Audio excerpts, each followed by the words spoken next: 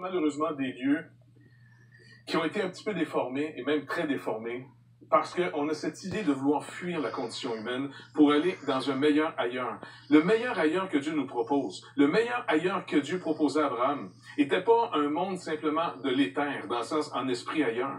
Ça va être une vraie vie humaine. Et de ne pas avoir honte de cette vraie vie humaine. Dans cette série, vous allez voir, on va vous montrer régulièrement qu'on fuit notre réalité. Que ce soit religieusement, que ce soit par le sport extrême, que ce soit par des plaisirs extrêmes, on a honte et on essaie de couvrir cette honte. Le seul qui peut nous délivrer de cette honte dans cette vraie vie et qui nous redonne d'aimer, de vivre humainement, c'est celui qui s'est fait homme au milieu de nous et qui est venu au milieu de nous, vivre au milieu de nous. Parce que j'espère que cette série va vraiment vous encourager, vous bénir. Vous allez voir l'espérance que Dieu donne par Abraham et qu'il donne à tous les enfants d'Abraham, à ceux qui auront cette foi d'Abraham. Je veux dire, on est appelé à une destinée absolument incroyable. Et vous ne voulez pas manquer cette destinée. C'est ouvert à tous. Le Seigneur a dit, quiconque veut, vienne. François va nous montrer maintenant comment on peut venir et recevoir, au fond, l'adoption pour rentrer dans cette nouvelle vie où là, il n'y aura plus jamais de maladie, ni de pleurs, ni de deuil, ni de guerre, ni de problème. Ça va être quelque chose d'incroyable. Je vous laisse avec François. Vous avez des questions ou des commentaires sur ce que vous venez d'entendre? Contactez. La série complète sera disponible. On lit ensemble un texte encore dans le Nouveau Testament, l'Épître aux Romains, le chapitre 4, et il est question, comme vous allez voir, encore ici, d'Abraham. L'apôtre Paul reprend cette histoire. En parlant de lui, il dit « Espérant contre toute espérance, il crut et devint ainsi le père d'un grand nombre de nations, selon ce qui avait été dit, telle sera ta postérité. Et sans faiblir dans la foi, il ne considéra point que son corps était déjà usé, puisqu'il avait près de 100 ans, et que Sarah n'était plus en état d'avoir des enfants. Il ne douta point par incrédulité au sujet de la promesse de Dieu, mais il fut fortifié par la foi, donnant gloire à Dieu, et ayant la pleine conviction que ce qu'il promet, il peut aussi l'accomplir. C'est pourquoi cela lui fut imputé à justice, ou cela lui fut crédité comme une justice que Dieu donnait maintenant à Abraham. Alors, vous voyez ici le principe de foi. Contrairement à ce que beaucoup de gens pensent, souvent j'ai entendu des gens avec lesquels je discutais, ils disaient qu'ils avaient la foi. Mais là, moi, je pose la question, mais la foi en quoi? Et là, on disait, moi, j'ai confiance que la vie va nous donner une certaine justice.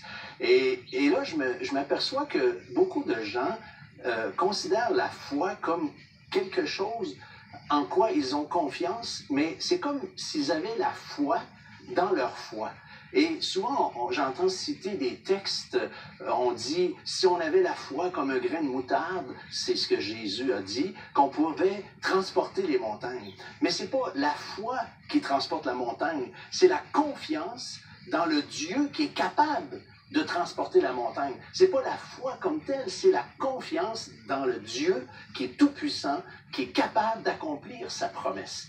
Et ici, l'histoire d'Abraham, c'est assez impressionnant, comme ça a été dit au début de l'émission. Abraham avait 75 ans. Dieu lui demande de partir dans un pays là où je te montrerai. Et moi, j'imagine un peu ses amis, puis il dit, Abraham, tu quittes? Oui, je m'en vais en voyage. Oui, tu t'en vas où? Je sais pas.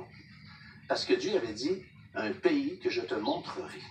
Alors, voyez-vous, cette confiance qu'Abraham avait, il l'a fait dans une promesse précise, et il l'a pas fait comme ça, d'une façon vague. J'ai un feeling là, un matin que je m'en vais, puis sans doute Dieu ou la foi que j'ai, ça va fonctionner. Non, c'était basé sur une promesse tout à fait précise sur laquelle Abraham s'est fié au point d'obéir, de quitter son pays et d'aller là où Dieu lui montrerait. Alors, cette foi qu'Abraham avait, cette confiance dans la parole de Dieu qu'Abraham avait, c'est cette même confiance que nous devons aujourd'hui avoir vis-à-vis ce que Dieu dit encore dans sa parole concernant le salut de nos âmes, concernant cette relation que Dieu veut rétablir avec nous, comme il a établi cette relation. Parce que je vous rappelle qu'Abraham, à l'époque, était un homme qui vivait à Ur en Chaldée, comme ça a été dit, et mon père, la Bible dit, était un Amoréen, c'est-à-dire un homme qui était irreligieux, qui connaissait pas Dieu, et Dieu a parti à zéro avec lui, et il veut partir encore aujourd'hui avec chacun d'entre nous à zéro, et nous prendre. Il veut qu'on lui fasse confiance, qu'on croie ce que la Bible dit, qu'on croie aux promesses, quand il est question que Jésus a pris sur la croix nos péchés, qu'il est celui qui nous ouvre la porte du ciel, pas juste pour aller au ciel, mais cette relation. Jésus a dit, la vie éternelle, c'est qu'ils te connaissent, toi, le seul vrai Dieu, et celui que tu as envoyé. Alors, c'est ce qu'on peut avoir, c'est ce qu'on peut obtenir aujourd'hui, là où nous sommes, cette relation personnelle avec Dieu basée sur la foi, mais la foi en la promesse de Dieu. À la fin de cette première émission, on a vu au cours de l'émission qu'en réalité, Abraham, cet homme de foi, cet homme que Dieu a appelé, comme François nous l'a bien démontré, cet homme qui a cru, non pas ses illusions ou ses rêves, mais qui a cru vraiment la révélation de ce que Dieu lui a dit. La foi, c'est croire ce que Dieu dit. Eh bien, cet homme s'est mis en marche pour cette aventure de la foi qui va complètement changer sa vie et qui va donner naissance à deux peuples, en réalité un peuple physique, le peuple d'Israël, mais aussi un peuple beaucoup plus grand, le peuple spirituel, comprenant juifs et non-juifs, de tous ceux qui, comme Abraham, ont mis leur foi en ce que Dieu a déclaré.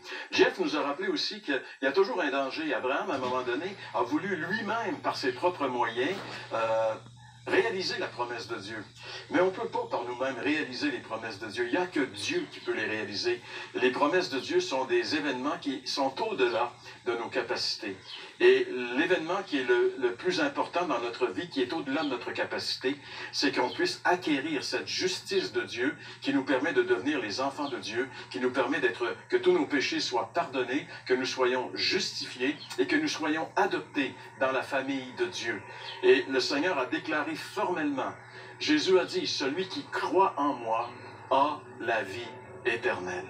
La foi, c'est de croire littéralement ce que Jésus a dit et de confier notre vie en ce que Jésus a dit. Et comme Abraham, de s'engager dans cette voie de l'aventure de la foi basée sur la parole de Dieu, sur ce que Jésus a dit. On espère que c'est ce que vous allez faire parce que nos émissions existent uniquement dans ce but-là, de vous amener à ce que vous puissiez vous engager à marcher avec le Seigneur Jésus-Christ, le Roi des rois, le Seigneur des seigneurs. François, merci. Jeff, merci. Et puis, on se retrouve la semaine prochaine dans une autre ville, dans un autre endroit géographique du pays de la Bible.